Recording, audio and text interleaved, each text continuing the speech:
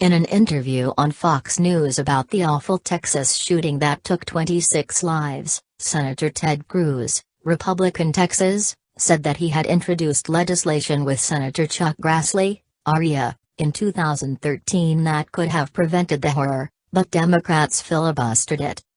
Here's the video below of Ted Cruz on Fox News. Here's what he said: "We could have prevented this," Cruz said. "In 2013, in the wake of Sandy Hook, I joined with Chuck Grassley. We introduced legislation that was called the Grassley-Cruz legislation.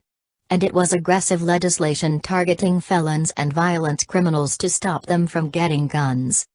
There were a couple of elements of that legislation that were critical," he explained. 1. It mandated that federal agencies, including the Air Force, report to the NSIS because that was a problem back then. But 2, and this is an even more critical piece, he added.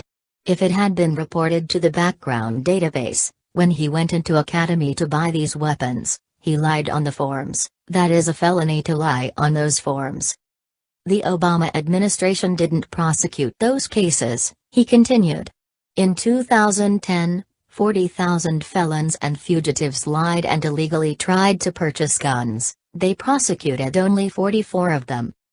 Gun control for felons and fugitives, yes, for individual citizens," Cruz concluded. "For law-abiding citizens, no," and the Democrats filibustered the legislation that would have resulted in this shooter being in federal prison instead of murdering those innocents in that Texas church. Is Cruz correct? Cruz is correct about his legislation being filibustered by Democrats in 2013, and the Texas shooter appears to have been allowed to buy guns because of a clerical error by the Air Force.